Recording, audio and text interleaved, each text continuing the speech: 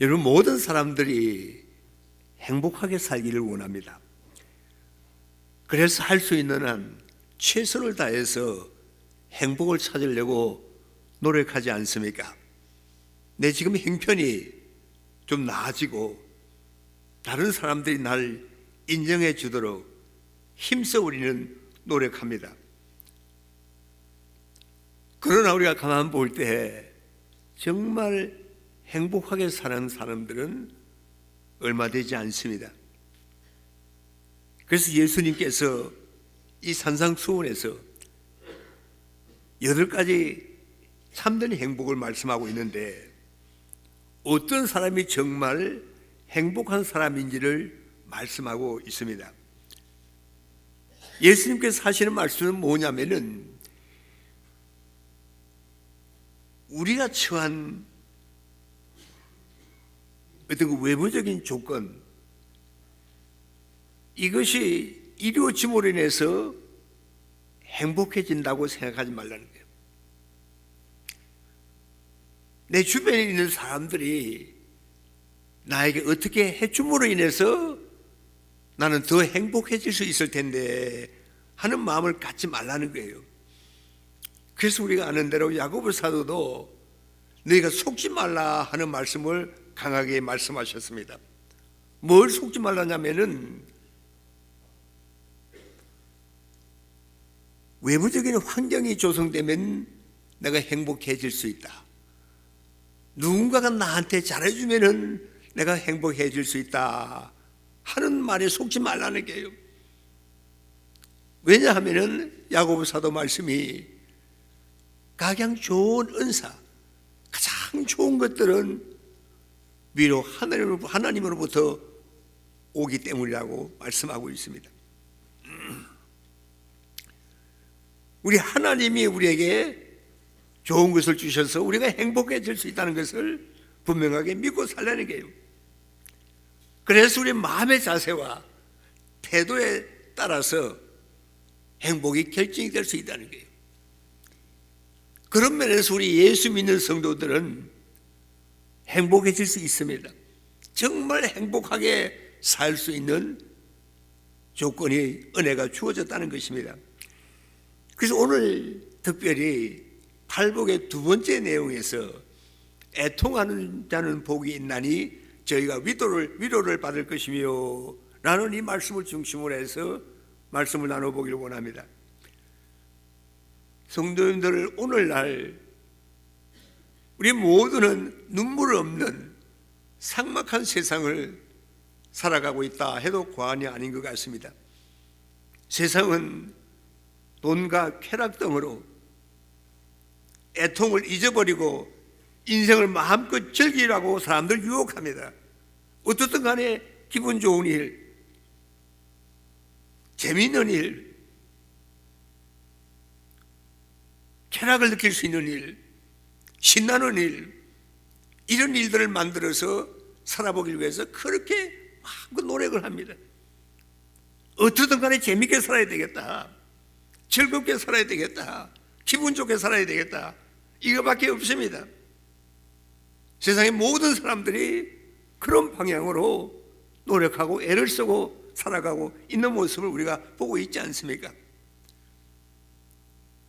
어쨌든 간에 인생을 마음껏 즐기라고 우리를 유혹합니다.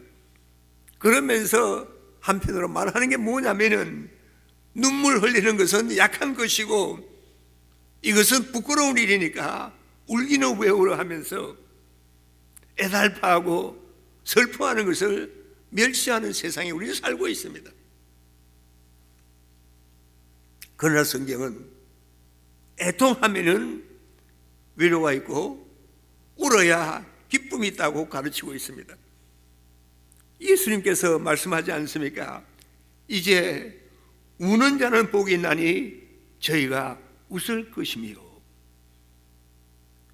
그리고 계속해서 예수님 하시는 말씀이 너희 이제 웃는 자여 너희가 애통하며 울리라고 경고하고 있는 것입니다. 슬피 우는 자가 행복한 사람이라고 주님 말씀하십니다. 그러면 누가 누가 몹시 슬퍼하며 울 수 있습니까? 바로 심령이 가난한 사람입니다. 누가 심령이 가난한 사람입니까? 철저하게 내 자신은 하나님만 의지할 수밖에 없는 그런 존재라는 것을 인정하는 사람입니다. 하나님 앞에 내가 내어놓을 만한 것이 아무것도 없다는 것을 고백하는 사람입니다. 심령이 가난한 사람은 나 혼자만 옳다는 생각에 빠져서 다른 사람에게까지 억지로 무언가를 강요하는 사람이 아니라는 것입니다. 그저 단순한 마음으로 단지 하나님만 바라보며 하나님만 의지하면서 살고 하나님 앞에 기도하는 사람을 이야기하고 있습니다. 사람이나 물질이나 세상을 바라보지 않고 하나님만 의지하는 사람이 심령이 가난한 사람입니다. 내게는 자랑할 것이 없습니다. 이런 진정 고백이 있는 사람입니다. 바로 이 사람이 심령이 가난한 사람이라고 예수님 말씀하고 있습니다. 이런 사람만이 또한 애통해 할 수 있습니다. 슬퍼하며 눈물을 흘릴 수 있는 사람이라는 것입니다. 그러나 교만과 고집과 아집으로 가득 찬 사람은 절대로 울 수 없습니다. 눈물이 안 나옵니다. 마음이 강팍하고 메말라 있는 사람은 눈물이 없습니다. 애통이 무엇입니까? 우선 그러면 애통이 아닌 것이 무엇입니까? 우리 아이들이 쿠키를 달라고 보채다가 얻지를 못해서 웁니다. 이와 같이 세상에서 무엇을 원하다가 얻지 못한 좌절감 때문에 우는 것은 애통이 아닙니다. 돈벌이가 잘 안 되어서 울거나 무엇을 성취 못해서 우는 것은 애통이 아닙니다. 여러 가지 세상 근심 걱정으로 인해서 우는 것도 애통이 아닙니다. 남편이 속을 태운다고 자신의 서러운 모습을 생각하며 원통해서 우는 것도 애통함이 아닙니다. 슬프고 분이 나서 우는 것도 애통이 아닙니다. 참 애통은 무엇입니까? 참 애통은 내 죄를 보고 우는 것입니다. 주님 말씀하시는 애통이란 먼저 나의 죄에 대한 울음입니다. 시편 51편 3절에 다윗이 애통하는 노래가 나오고 있습니다. 다윗이 뭐라고 고백을 하면서 우냐면은 대저 나는 내 죄가를 아노니 내 죄가 항상 내 앞에 있나이다. 무슨 말입니까? 자기는 자기의 죄를 알 뿐만 아니라 그 죄가 항상 자기에게 있다는 것을 고백하면서 지금 애통하고 있는 모습 아닙니까? 당대에 잘 나가고 있는 사도 바울이 이렇게 고백하지 않습니까? 오라 나는 공고한 사람이로다.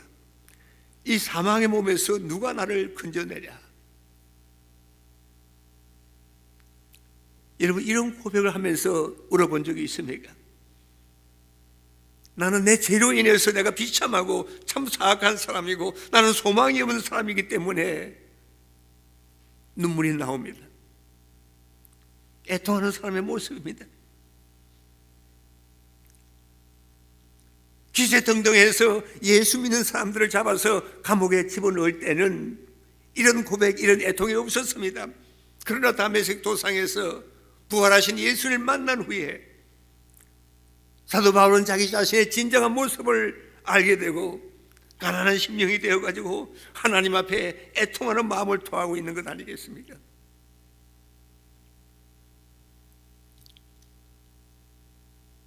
내 죄가 얼마나 심각하고 흉악한지를 아는 사람에게 애통함이 있는 것입니다. 옛날에 좋은 대학을 졸업했지만 조그만 가게를 운영하며 고생하며 사는 한 사람의 이야기입니다. 자기의 처지는 너무너무 불행하지만 우리 아이들만은 공부를 잘 시켜서 잘 살게 만들어야 하겠다는 의지가 강했습니다. 그래서 아들과 딸에게 공부 잘하라고 심하게 강요를 했습니다. 그래서 학교 성적이 안 좋으면 심한 벌을 줍니다. 아이들에게 벌을 주면서 이분이 꼭 하는 말이 뭐냐면은, 난 항상 공부를 잘해서 인류대학을 졸업했지만 내 어머니는 엉터리 대학을 졸업해서 너 같은 애들이 태어났다, 이렇게까지 이야기하는 거예요. 험한 말을 합니다. 매번 이런 말을 들어도 참고 있었던 부인인데 그날은 흥분을 했습니다. 갑자기 일어나서 소리를 칩니다. 야, 너 그래 인류대학 졸업해서 고작 우리가 이 모양 이 꼴로 살게 됐느냐? 네 잘한 것이 뭐냐? 이렇게 대들고 있습니다.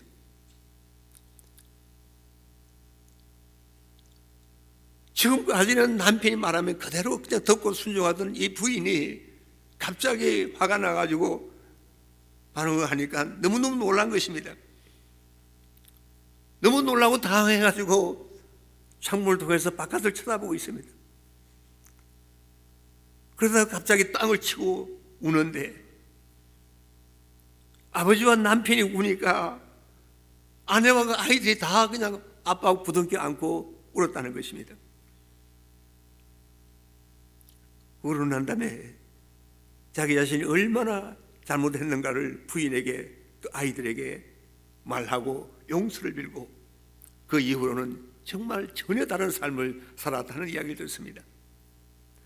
성도님들, 내 죄 때문에 울고 통곡하는, 눈물을 흘려보기 전에는 바른 사람이 되지 못합니다. 내 죄 때문에 눈물을 흘려보지 못한 사람은 믿는 사람이 아닙니다. 오랜 세월 동안 내가 예수를 믿었다 해도 아직 내 자신의 죄성이 얼마나 악하고 비참한 것인지를 알지 못하고 더욱더 그 죄로 인해서 애통의 눈물을 흘려보지 못한 사람은 삶의 변화가 없습니다. 하나님의 사람이라고 말할 수도 없을 것입니다. 정말 믿음으로 산다는 의미를 모르는 사람일 것입니다. 내 죄로 인해서 애통하며 우는 날이 있어야 하지만 비로소 하나님 안에서 새 생명이 태어나는 것입니다. 예수 믿는 사람들에게, 바로 믿는 사람에게 하나님이 주시는 축복입니다. 그래서 어떤 때는 밤을 새워서 울 때가 있습니다. 내 죄가 너무너무 심하구나. 그 깨닫게 하시는 것은 성령께서 하시는 일 아니겠습니까? 이런 애통함이 있어야지만 우리 신앙이 자랄 수 있습니다. 내 삶이 변한다는 것입니다.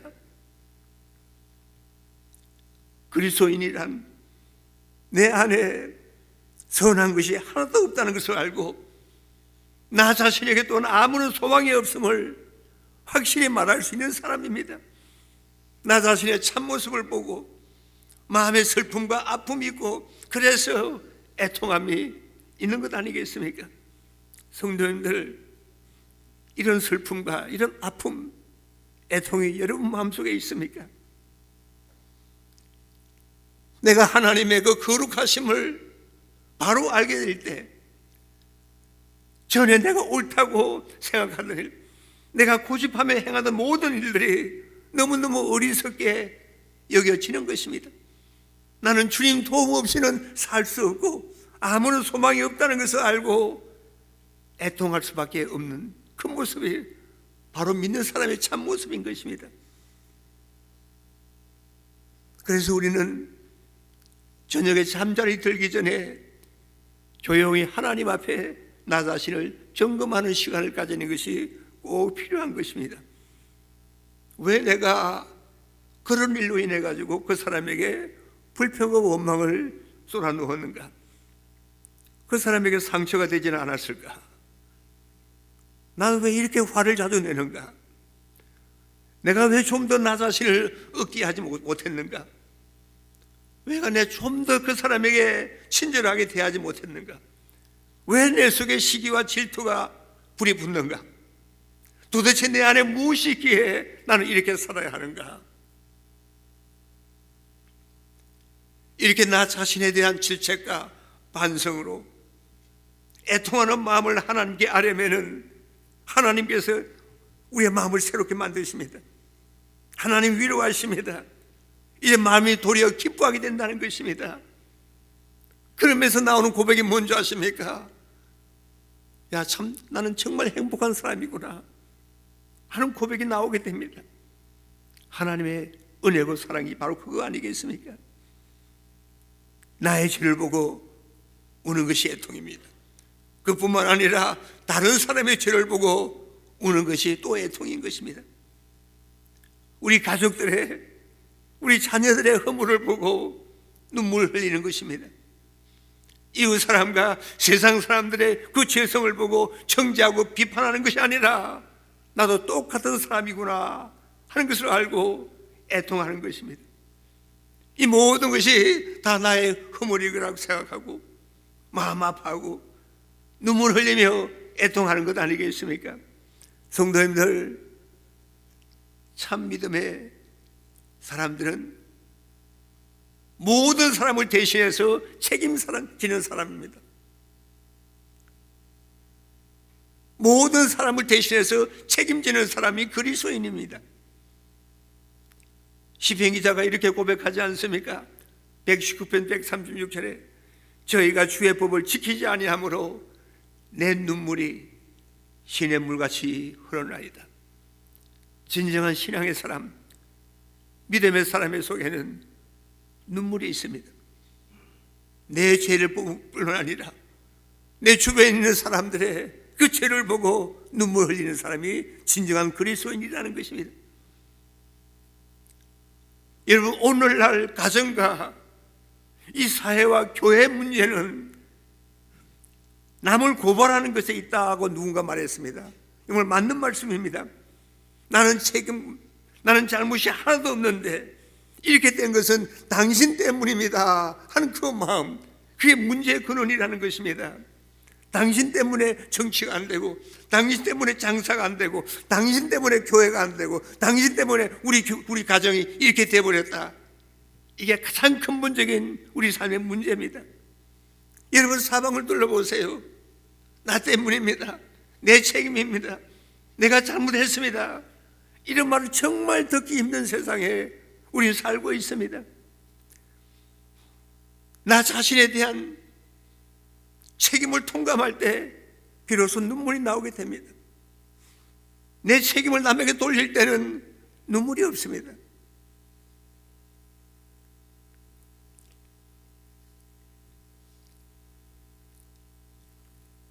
바리새인과 세리가 기도하는 장면을 예수님께서 말씀하신 적이 있습니다. 바리새인은 종교 지도자고 세리는 사회적으로 비난받는 사람이었습니다. 바리새인이 모든 신앙적인 면이나 도덕적 윤리적인 면에서 존경을 받는 의로운 사람이었습니다. 그러나 바리새인은 교만했습니다. 눈물이 없었습니다. 그러나 세리는 성전에 들어가지도 못하고 멀리서 무릎을 꿇고 나는 죄인입니다, 눈물로 통곡하는 모습이 있지 않습니까? 그때 예수님께서 뭐라고 말씀하셨습니까? 그 세리가 위로받았고 의롭다 하심을 얻었고 은혜를 입고 돌아갔다, 이렇게 예수님께서 설명하셨습니다. 성도님들, 겸손하면서 진정한 애통이 나오는 것입니다. 애통하는 마음 그 자체가 축복입니다. 이를 가능하게 하시는 분이 바로 성령 하나님이시기 때문에 그런 것입니다. 내 마음속에 나 자신의 죄를 바라보고 내 주변에 있는 사람들의 죄를 바라보고 애통한다 하는 것은 성령의 역사입니다. 그 심령을 하나님께서 축복하시는 것입니다. 그러나 심판받은 자에게는 눈물이 없습니다. 안타까운 일입니다. 누가복음 13장에 보면은 3년 동안 열매를 맺지 못하는 무화과나무에 대해서 주인이 하는 말이 이렇습니다. 어찌 땅만 버리겠느냐, 찍어버려라. 했을 때 가원지기가 뭐라고 말을 하냐면은, 주인이여 금년에는 그대로 두소서 내가 두릅하고 그름을 주어 한 번 더 노력해 보겠습니다 말합니다. 바로 이것이 예수님의 마음입니다. 이게 바로 예수님의 마음입니다. 이웃의 아픔과 그 고난의 책임이 내게 있다는 이 마음, 비난하고 정죄하고 판단하는 것이 아니라 그것도 내 잘못입니다, 그것도 내 책임입니다, 이렇게 고백하고 애통해 하는 사람, 이 사람은 하나님의 사람이라는 겁니다. 그 사람의 잘못을 용서하고 내가 참고 내가 희생하겠습니다. 다른 사람을 어떻게 하든 간에 나는 교회를 위해서 좀 더 수고하고 희생하며 기도하겠습니다. 참으로 심령이 가난한 사람만이 이런 말을 할 수 있는 것입니다. 남을 탓하지 않고 내가 바로 책임질 사람이고 내 잘못이라고 인정할 수 있는 사람이 겸손한 사람이고, 이런 사람이 다른 사람을 위해서 울어줄 수 있는 것 아니겠습니까? 우리 평강교회는 다른 교우들의 실패와 허물을 바라보고 같이 애통하는 교회가 되어야 됩니다. 손가락질하고 소문내며 불평하기 전에 애통하는 자세가 우리들의 자세가 되어야 될 줄 믿는 것입니다. 참으로 내 배우자의 잘못이 내 잘못이고, 우리 자녀들의 문제는 내 문제고, 우리 교회의 아픔과 약함이 내 책임이라고 인식되어 올 때 우리는 하나님의 자녀라고 감히 말할 수 있는 것입니다. 그런 교회가 될 때 우리 교회는 천국입니다. 예수 그리스도께서 십자가에 달려 죽으시면서까지 저들의 죄를 용서해 주시옵소서 하고 기도하셨습니다. 여러분, 우리는 이 예수님의 심령을 배워나가야 될 줄 믿는 것입니다.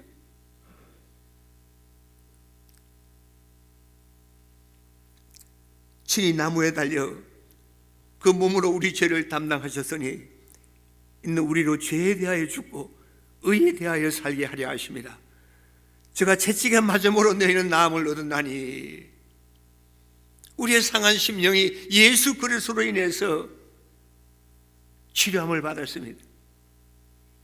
여호와는 마음이 상한 자에게 가까이 하시고 그 중심에 통회하는 자를 구원하신다고 말씀하지 않았습니까? 하나님이 구하시는 제사는 상한 심령이라고, 하나님의 상하고 통회하는 마음을 멸치지 마소서. 구구절절에 통회하는 마음, 상한 심령을 가진 사람이 복된 사람이라고 성경이 말씀하고 있지 않습니까? 애통한 사람이 받을 축복이 뭡니까? 위로입니다. 우리 모두가 위로가 필요한 사람들입니다. 우리는 사람들로부터 위로를 받아야 할 사람들입니다. 그러나 더 중요한 것은 하나님의 위로를 받아야 되는 것입니다. 고린도후서 1장 4절에 우리의 모든 환난 중에서 우리를 위로하사 우리로 하여금 하나님께 받은 위로로서 모든 환난 중에 있는 자들을 능히 위로하게 하시는 하나님이시로다. 하나님의 위로를 받은 사람만이 다른 사람을 위로하면서 살 수 있다는 거예요. 누가 어려움을 당했습니다, 누가 문제가 있습니다, 그럴 때 가서 우리는 적당히 위로할 수는 있습니다. 그 위로가 그 사람에게 별로 안 도움이 되지 않습니다. 나라는 사람이 하나님으로부터 위로를 받은 경험이 있는 사람만이 다른 사람을 위로할 때 효과가 있다는 것입니다. 하나님 위로는 놀라운 힘을 발휘합니다. 어떤 어려움과 고난이 있다 할지라도 하나님의 위로는 그 모든 것을 이길 수 있는 것입니다. 우리 하나님의 위로는 어떤 위로인 줄 아십니까? 죄 용서입니다. 청교도 신학자인 타마스 왓슨이라는 사람은 이런 말을 했습니다. 눈물의 골짜기를 지나지 않고는 낙원에 이룰 수 없다. 여러분, 애통하는 사람에게 주시는 하나님의 가장 큰 위로가 뭔지 아십니까? 죄 용서의 은총입니다. 죄 용서의 은총은 애통하는 사람에게 주시는 하나님의 위로입니다. 성도님들, 우리가 사람들의 위로를 받을 필요도 있지만 무엇보다도 우리는 하나님의 위로를 받아야 됩니다. 하나님의 위로를 받기 위해서는 애통하는 심령이 있어야 됩니다. 애통하기 위해서는 심령이 가난해져야 됩니다. 겸손해져야 됩니다. 내가 죄인임을 알고 그 죄 때문에 슬퍼하는 사람에게 주시는 하나님의 위로가 죄 용서라는 것입니다. 회개에 눈물을 흘리는 사람에게 주님의 위로가 있습니다. 이 위로를 받은 사람만이 죄 용서의 확신을 가지고 하나님을 찬양하며 다른 사람을 위로하는 삶을 살 수 있습니다. 우리 평강교회에 이런 성도들이 많아져야 됩니다. 누가 뭐라 그래도 모든 것이 내 책임이고, 그래서 내가 애통해하며 우는 사람, 하나님의 위로를 매일같이 받아가면서 다른 사람을 위로하는 삶을 사는 사람, 진정으로 애통하는 사람에게 주시는 하나님의 위로입니다. 시편 34편 28절에 여호와는 마음이 상한 자에게 가까이 하시고 그 중심에 통회하는 자를 구원하신다고 말씀하셨습니다. 애통하는 우리 마음에 하나님의 위로하심이 충만하기를 소원하는 것입니다. 기도하겠습니다. 하나님 아버지, 우리가 사는 세상에는 애통하는 마음보다도 그저 신나게 즐기고 재밌게 사는 것만을 추구하는 그런 세상 우리가 살고 있습니다. 하나님 아버지, 진정 저희들 마음 깊은 곳에 애통하는 마음이 없습니다. 미워하는 마음은 있어도, 정죄하고 비판하는 마음은 있어도 애통하는 마음이 메말랐음을 주님 앞에 고백합니다. 예수님, 예수의 마음을 닮아가게 하여 주시옵소서. 나의 죄를 바라보고 우리 자녀들과 이웃의 그 죄성을 바라보고 애통하는 마음을 저희들에게 허락해 주시옵소서. 주님의 위로를 받게 하시옵소서. 죄 용서라는 위로를 받아 날마다 옆에 있는 사람들을 위로하고 격려하고 그들을 위해서 기도하며 기쁘게 주를 섬길 수 있는 우리 모두가 될 수 있도록 주님 축복해 주시옵소서. 예수님의 이름으로 기도드리옵나이다. 아멘.